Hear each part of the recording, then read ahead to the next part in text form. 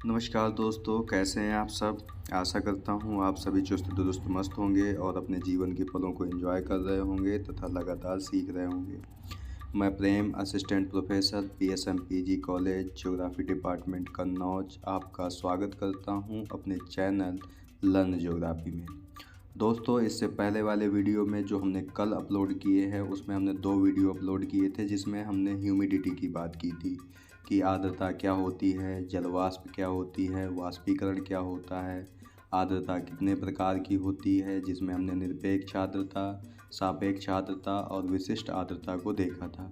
और ये साथ ही साथ देखा था कि इसका मौसम पर क्या प्रभाव पड़ता है और आर्द्रता को प्रभावित करने वाले कारक कौन कौन से होते हैं। ठीक है दोस्तों, आज हम बात करते हैं आपसे बादल के बारे में।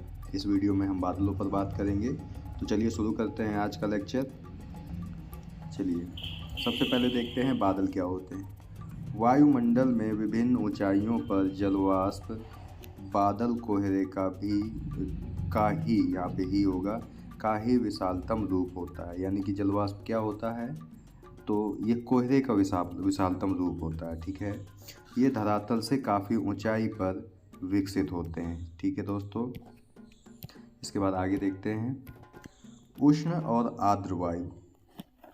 उष्ण और आर्द्र वायु जब वायुमंडल में ऊपर की तरफ उठता है तो तेज़ी से ठंडा होता है। इस क्रिया को संघनन कहा जाता है। ठीक है, यानी कि सतह से जब हवाएं ऊपर उठती हैं जो गर्म भी होती हैं और आर्द्र भी, यानी कि नमी भी होती है, तो ऊपर जाने के बाद ये हवाएं क्या होती हैं, ठंडी होने लगती हैं। और इस प्रक्रिया को क्या कहते हैं, संघनन यानी कंडेंसेशन कहते हैं। ठीक है, आगे देखते हैं। संघनन के उपरांत जलवाष्प जलकण या हिमकण के रूप में बदल जाता है। ठीक है, जलवाष्प हमने पिछले वीडियो में देखा था कि जल के गैसीय रूप को जलवाष्प कहते हैं और यही जल जब जलकण और हिमकण के रूप में बदल जाता है तो ये संघनन होता है, यानी बदल जाता है इसमें। ठीक है, यही कारण धरातल से बादल के रूप में दिखाई देते हैं। ठीक है, यही कण यानी कि संघनन के बाद जो जलवाष्प जलकण और हिमकण में बदल जाती है वो धरातल से, यानी कि पृथ्वी से हम लोगों को किस रूप में दिखाई देती है, बादल के रूप में दिखाई देती है। ठीक है, आगे देखते हैं। वायुमंडल की संरचना में बादल महत्वपूर्ण भूमिका के संघनन के फलस्वरूप निर्मित जल तथा हिमकणों को मेघ अथवा बादल कहते हैं। ठीक है, यानी कि वायुमंडल की संरचना में बादल तो महत्वपूर्ण भूमिका निभाते ही हैं, साथ ही साथ संघनन की प्रक्रिया के बाद जलवाष्प का जल तथा हिमकणों में बदल जाना मेघ या बादल कहलाता है। ठीक है दोस्तों, आगे देखते हैं। इस चित्र के माध्यम से बादलों को दिखाया गया है कि आपने सामान्य रूप से भी बादल आकाश में देखे ही हैं, रोज़ भी देखते हैं। तो किस प्रकार के बादल होते हैं, कौन कौन से बादल होते हैं, कितनी ऊंचाई पर पाए जाते हैं, इसमें ये दिखाया गया है। ठीक है, तो हम अब बात करते हैं आगे आपसे बादलों के प्रकार की टाइप्स ऑफ क्लाउड। आकाश में प्रायः कई प्रकार के मेघ मिश्रित रूपों में, यानी मिले हुए रूप में पाए जाते हैं। इसलिए अंतर्राष्ट्रीय ऋतु विज्ञान परिषद अंतर्राष्ट्रीय ऋतु विज्ञान परिषद द्वारा बादलों को धरातल से ऊंचाई के आधार पर, ये आपको याद रखना है कि किस आधार पे, ऊंचाई के आधार पर, यानी धरातल से ऊंचाई के आधार पर, और किसने, अंतर्राष्ट्रीय ऋतु विज्ञान परिषद ने। ठीक है, सन 1932 में चार प्रमुख और 10 उप प्रकारों में विभाजित किया है। ठीक है, यानी कि अंतर्राष्ट्रीय ऋतु विज्ञान संगठन ने या परिषद ने बादलों को धरातल से ऊंचाई के आधार पर 4 प्रमुख और 10 उप प्रकारों में विभक्त किया है। ठीक है, अब हम देख लेते हैं कि इसमें से कौन कौन प्रमुख हैं।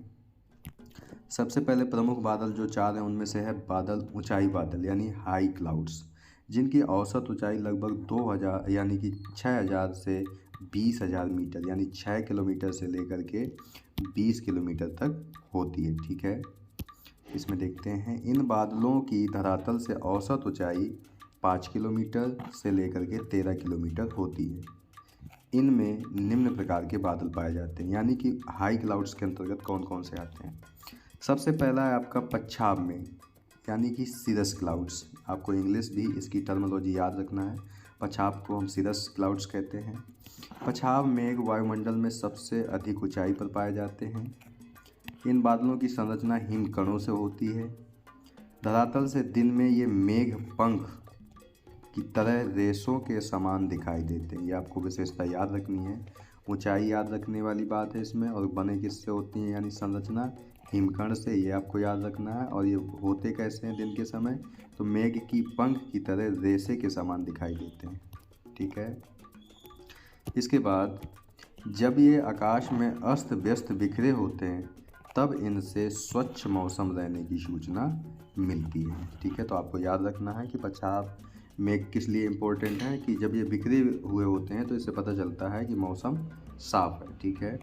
किंतु जब ये क्रम से पछाव स्तरीय व स्तरीय बादलों के साथ दिखाई देते हैं, पछाव स्तरीय बादलों के साथ दिखाई देते हैं, तब मौसम के खराब होने की संभावना जताई जाती है।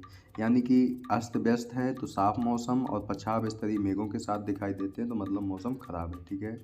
चक्रवातों के आने से पहले पछाव मेघ आकाश में दिखाई देते हैं। ये आपको याद रखना है, आपसे क्वेश्चन बनते भी हैं कि चक्रवात आने से पहले की पहले सूचना कौन से बादल देते हैं, तो वो कौन से हैं, पछाव मेघ देते हैं। ठीक है। ये आप याद रखेंगे। इसके बाद दूसरा है आपका पछाव स्तरीय मेघ यानी सिरस क्लाउड्स। पछाव सिरस स्ट्रेटस, यहाँ पे स्ट्रेटस होगा, स्ट्रेटस क्लाउड्स। ठीक है। क्योंकि सिरस तो पछाव हो गया, स्तरीय का मतलब स्तर यानी स्ट्रेटा क्लाउड्स। ठीक है। ऐसे देख लेते हैं क्या होती है इनकी विशेषता। सफ़ेद चादर की तरह, पहली बात यहाँ से मिली आपको। ठीक है। ये चादर की तरह और वो रेशे की तरह दिखाई दे रहे थे, ये चादर की तरह हैं। ठीक है। संपूर्ण आकाश में छाए रहने के कारण आकाश दूधिया रंग का दिखाई देता है। आपसे क्वेश्चन बन सकता है कि आकाश किन बादलों के कारण दूधिया रंग का दिखाई देता है, तो कौन से हैं, पछाव स्तरीय मेघ यानी ठीक है जो चादर के समान होते हैं। पछाव स्तरीय बादलों से दिन में सूर्य तथा रात में चंद्रमा के चारों ओर प्रभा मंडल का निर्माण होता है। ठीक है। ये आपको याद रखना है कि प्रभा मंडल का निर्माण किन बादलों से होता है, तो पछाव स्तरीय मेघों से होता है। और प्रभा मंडल बनते किन के चारों ओर हैं, सूर्य और चंद्रमा के चारों ओर होते हैं। ठीक है। जो लोग गांव से बिलोंग करते हैं, जुड़े हुए हैं, उन्हें पता है कि गांव में ये बात चर्चा होती है कि चंद्रमा के पास जितने प्रभा मंडल जितना पास होता है मौसम उतना ही साफ होता है, या बारिश की संभावना उतनी कम होती है, और जितना दूर होता है बारिश की संभावना उतनी ही अधिक होती है। ठीक है। ये मेघ चक्रवात की सूचना देते हैं। ठीक है। यानी कि पछाव स्तरीय और या पछाव मेघ चक्रवात आगमन की सूचना देते हैं। ठीक है। इसके बाद है पछाव कपासी मेघ यानी कि सिरस क्यूमुलस क्लाउड्स। ठीक है। कपासी का मतलब होता है क्यूमुलस, पछाव क्यूमुलस क्लाउड्स। ठीक है। ऐसे बादल पंक्तियों तथा समूहों में पाए जाते हैं। पहली चीज़, ये छोटी छोटी गोलाकार राशियों के रूप में होते हैं। दूसरी चीज़, ठीक है, इसके बाद इनसे छाया नहीं बनती है, इन्हें मैकरेल स्काई भी कहते हैं। ठीक है। ये पॉइंट आप याद रखेंगे कि किन बादलों को मैकरेल स्काई कहते हैं, तो ये आपके हैं पछाव कपासी में। ठीक है। इसके बाद दूसरा है प्रमुख बादलों में मध्य मेघ यानी मिडल क्लाउड्स, जिनकी ऊंचाई होती है लगभग 2500 मीटर से 6000 मीटर। ठीक है दोस्तों, इन बादलों की धरातल से, जो मध्य बादल हैं आपके, इन बादलों की धरातल से औसत ऊंचाई 2 किलोमीटर से 7 किलोमीटर के आसपास होती है। ठीक है। इनके निम्न प्रकार होते हैं। सबसे पहला आपका स्तरीय क्लाउड्स यानी एल्टोस्ट्रेटस क्लाउड्स। ठीक है।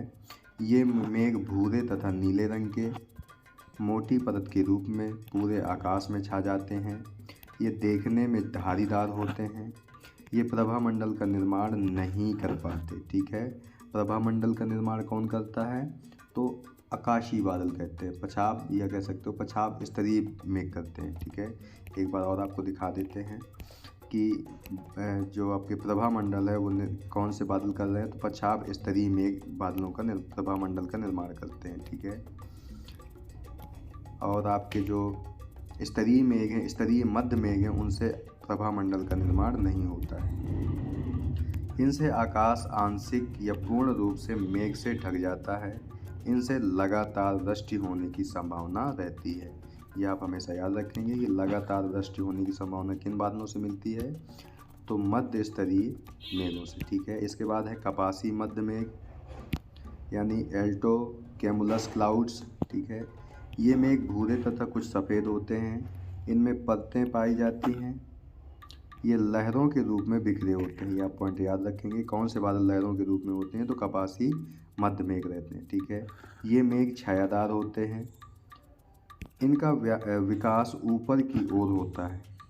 ठीक है, संवहन तरंगों या पर्वत के ढाल के सहारे ऊपर चढ़ने से वायु धाराओं में कपासी मध्य का निर्माण होता है। किस कारण से? संवहन तरंगों या पर्वत के ढाल के सहारे ऊपर चढ़ने से वायु धाराओं में कपासी मध्य मेघों का निर्माण हो जाता है। ऐसे मेघ को पताका मेघ भी कहते हैं। ये आप याद रखेंगे कि किन बादलों को पताका मेघ भी कहते हैं, तो आपका कपासी मध्य मेघ। ठीक है, इसके बाद है निम्न मेघ यानी लो क्लाउड्स। ठीक है, यानी कि प्रमुख प्रकारों में हमने देखा था 4 प्रकार के थे, 10 उप प्रकार के थे, तो तीसरा है आपका प्रमुख में से निम्न मेघ यानी जिनकी ऊंचाई 2500 मीटर से ऊंची होती है। ठीक है, इन बादलों की धरातल से औसत ऊंचाई 0 से 2 किलोमीटर होती है। इनमें निम्न प्रकार के बादल पाए जाते हैं। ठीक है, देख लेते हैं।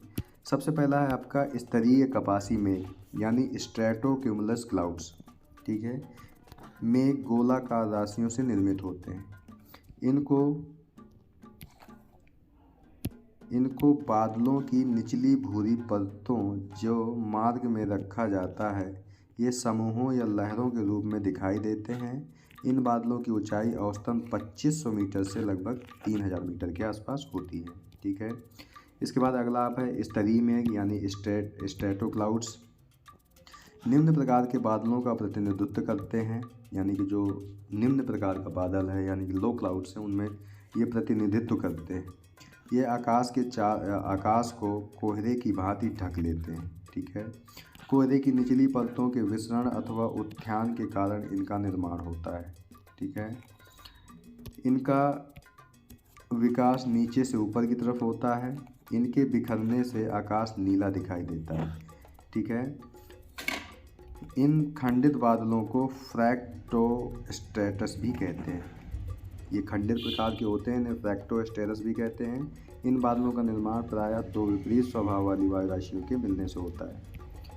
ठीक है, 2 विपरीत स्वभाव वाली पवनों के मिलने से शीतोष्ण कटिबंधीय क्षेत्र में सर्दियों के मौसम में होता है। ये भी आप याद रखेंगे। इसमें 2 आपको याद रखने वाली चीज़ें हैं कि जो आपको आकाश नीला दिखाई देता है वह इन्हीं बादलों के कारण दिखाई देता है।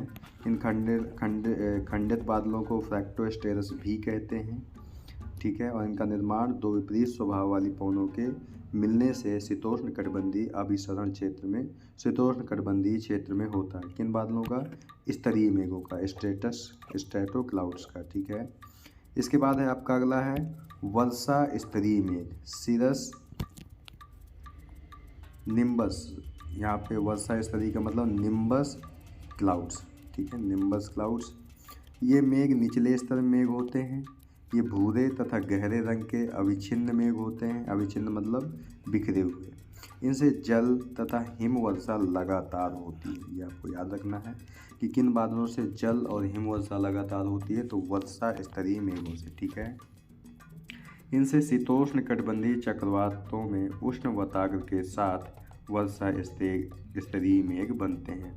ठीक है, तो जो आपके शीतोष्ण कटिबंधीय चक्रवात होते हैं उसमें जो उष्ण वातावरण होता है आपका, उसके साथ कौन से बादल बनते हैं, तो वर्षा स्तरीय मेघ बनते हैं। ठीक है दोस्तों, अगला है आपका कपासी मेघ यानी क्यूमुलस क्लाउड्स। कपासी मेघ घने विस्तृत रूप में फैले होते हैं। ये संपूर्ण आकाश में धुनी हुई रुई के समान दिखाई देते हैं। ठीक है, के समान दिखाई देते हैं। ये ऊर्ध्वाधर विकास के कारण आकाश में गुंबदाकार व फूल गोभी के रूप में दिखाई देते हैं। यानी किन किन रूपों में? धुनी हुई रुई के समान, गुंबदाकार और फूल गोभी के रूप में भी दिखाई देते हैं। ठीक है, इनका आधार काले रंग का क्षैतिज रूप में दूर तक फैला होता है। ठीक है, सूर्य के प्रकाश में ये चमकीली दिखाई देने लगते हैं।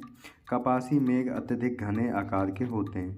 इनसे मौसम के साफ रहने का आभास होता है। ठीक है, यानी कौन से बादल हैं जो मौसम साफ रहने का आभास कराते हैं? तो आपके कपासी मेघ। ठीक है, इसके बाद है आपका कपासी वर्षी मेघ, यानी कोमुलो निम्बस क्लाउड्स। ठीक है, ये क्या होते हैं इन्हें भी देख लेते हैं। इन बादलों का रंग गहरा व आकृति ऊर्ध्वाधर होती है। इनके शीर्ष भाग पर्वत के समान दिखाई देते हैं, जबकि कपासी बादल गुंबदाकार दिखाई दे रहे थे फूल गोभी के समान, लेकिन ये कैसे दिखाई दे रहे हैं? ये पर्वत के समान दिखाई देते हैं। ठीक है,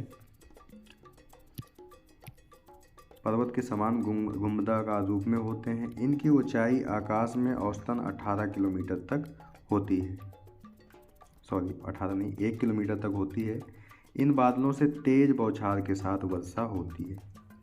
कौन से बादलों से? कपासी वर्षी जो मेघ होते हैं उनसे तीव्र बौछार के साथ वर्षा होती है।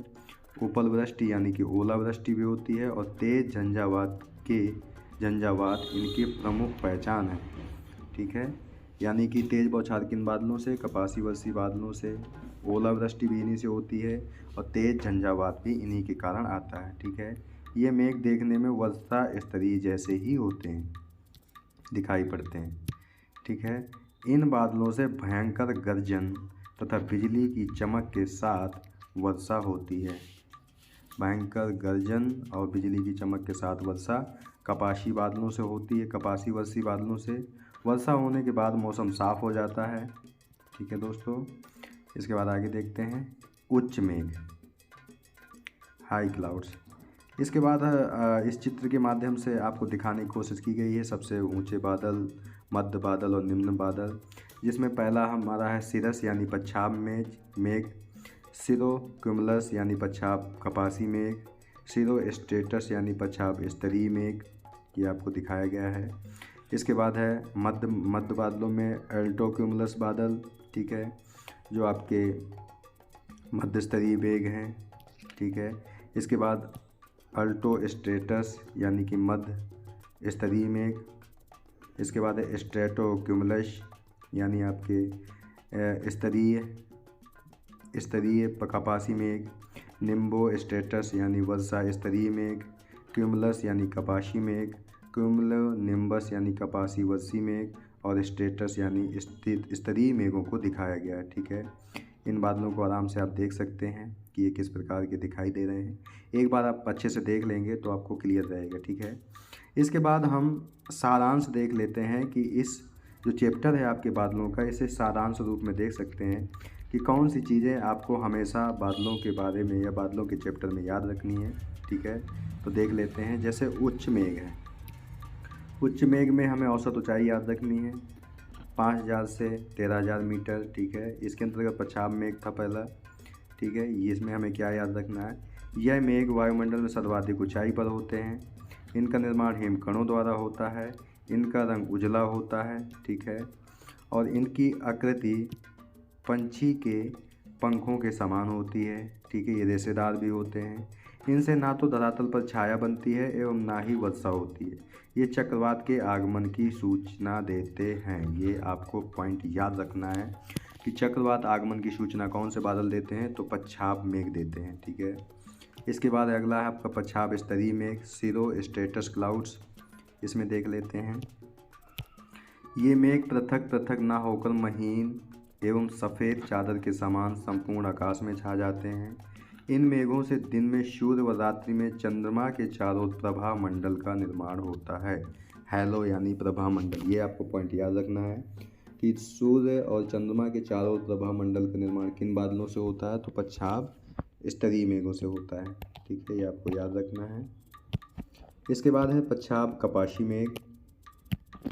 ये मेघ लहरनुमा होते हैं, रिपल्स चिन्ह के तरीके होते हैं। इनमें कपास के ढेर जैसे बादल भी रहा करते हैं। ये छायाहीन होते हैं, यानी इनसे छाया नहीं बनती। इन्हें मैक्रल स्काई भी कहते हैं। ये पॉइंट आपको याद रखना है। मैक्रल स्काई किन बादलों को कहते हैं? तो पच्छाब कपासी मेघ को कहते हैं। इसके बाद अगला है मध्यम ऊंचाई वाले बादल हैं। इनकी ऊंचाई आपको याद रखनी है। ये मेघ धरातल से 2000 से 7000 मीटर के बीच पाए जाते हैं। ठीक है, इनमें कौन से हैं? मध्य स्तरीय मेघ। इन मेघों की परतें मोटी होती हैं एवं इनका रंग भूरा व नीलाभ होता है। ठीक है, मध्य कपासी मेघ। ये मेघ भूरे तथा श्वेत रंग के होते हैं। ठीक है, श्वेत रंग के होते हैं। आकाश में ये बड़ा ही मनोहर दृश्य उपस्थित करते हैं। ठीक है, निचले मेघ के अंतर्गत इनकी ऊंचाई 2000 मीटर से भी कम होती है। ठीक है, इनकी ऊंचाई 2000 मीटर से भी कम होती है। कुछ पॉइंट हमारा थोड़ा मिस हो गया है। ऊपर हमने निचले मेघों को बता दिया है कि 25 मीटर से इनकी ऊंचाई अधिक होती है, लेकिन यहाँ पे है सच है कि जो आपके निचले मेघ होते हैं उनकी ऊंचाई 2000 मीटर से भी कम होती है, यानी 2 किलोमीटर से भी कम होती है। इसके अंतर्गत है सबसे पहला आपका स्तरीय कपासी मेघ, स्ट्रेटो क्यूमुलस क्लाउड्स। ये बड़े व गोलाकार चकत्तों के रूप में पाए जाते हैं। इसके बाद है आपका स्तरीय मेघ। ये मेघ धरातल से कुछ ऊंचाई पर होते हैं एवं कोहरे की भांति आकाश को ढक लेते हैं। ठीक है, इसके बाद है आपका वर्षा स्तरीय मेघ। इनका रंग ये भूरे होते हैं। ठीक है, इनकी सघनता के कारण धरातल पर अंधकार छा जाता है। किन कारण? वर्षा स्तरीय मेघों के कारण। ठीक है, और इनसे काफ़ी वर्षा होती है, बहुत ज़्यादा नहीं, ये आपको याद रखना है। वर्षा स्तरीय मेघों से बहुत ज़्यादा बौछार वाली वर्षा नहीं होती है, लेकिन काफ़ी वर्षा होती है। ठीक है, इसके बाद कुछ हैं बादल, जैसे ऊर्ध्वाधर विकास वाले मेघ। इन मेघों की ऊंचाई आधार से लगभग, यानी धरातल से 18 किलोमीटर से अधिक होती है। ठीक है, इनमें कौन कौन से आपके ऊर्ध्वाधर मेघ? कपासी मेघ। इन मेघों के शीर्ष की तुलना गोभी के फूल से की जाती है। ठीक है, ये मेघ धुनी हुई रुई या कपास के ढेर जैसे प्रतीत होते हैं। इनसे कभी कभी वर्षा होती है, यानी कपासी बादलों से भी हमेशा वर्षा नहीं होती, जैसे वर्षा स्तरीयों से नहीं होती है। ठीक है, तो ये हो गया आपका। इसके बाद कपासी वर्षी मेघ, ये आपका काफ़ी इम्पोर्टेंट बादल है, ये आप इसे याद रखेंगे। ठीक है, ये मेघ अत्यधिक लंबवत विकास वाले मेघ होते हैं। इनके ऊपरी हिस्से की आकृति निहाई जैसी, यानी एनविल शेप्ड होती है। मूसलाधार वर्षा, ओला, तड़ित झंझा लाना इन मेघों की प्रमुख विशेषता है। ठीक है, यानी कि जो चक्रवात के समय जो वर्षा होती है वो किन बादलों से होती है? तो वह कपासी वर्षी मेघ से होती है। तड़ित झंझा के समय गर्जन और बिजली की चमक के साथ जो वर्षा होती है वह भी इन्हीं बादलों से होती है। ठीक है, यह भी आपको याद रखना है। ओला और मूसलाधार वर्षा किन बादलों से होती है? तो कपासी वर्षी मेघ से होती है। ठीक है, आपको ये बताया गया है कि चक्रवात आने की सूचना कौन से बादल देते हैं? तो पच्छाद मेघ देते हैं। ठीक है, तो दोस्तों ये रहा आपका वीडियो, जिसमें हमने बात की कि बादल क्या हैं, बादल के कितने प्रकार हैं, अंतर्राष्ट्रीय ऋतु विज्ञान परिषद ने बादलों को कितने भागों में बांटा है, कब बांटा है? 1932 में बांटा था। ठीक है, जिसमें 4 प्रमुख और 10 उप प्रकारों में देखा। तो ये रहा आपके बादल से संबंधित वीडियो। ठीक है, अगर ये वीडियो आपको अच्छा लगे तो इस वीडियो को लाइक, कमेंट, शेयर करना और सब्सक्राइब करना ना भूलें। साथ ही साथ बेल आइकन का भी बटन दबा दें ताकि आने वाले वीडियो की नोटिफिकेशन आपको मिलती रहे। मिलते हैं आपसे नेक्स्ट वीडियो में अगले टॉपिक के साथ। तब तक के लिए नमस्कार, धन्यवाद, जय हिंद दोस्तों।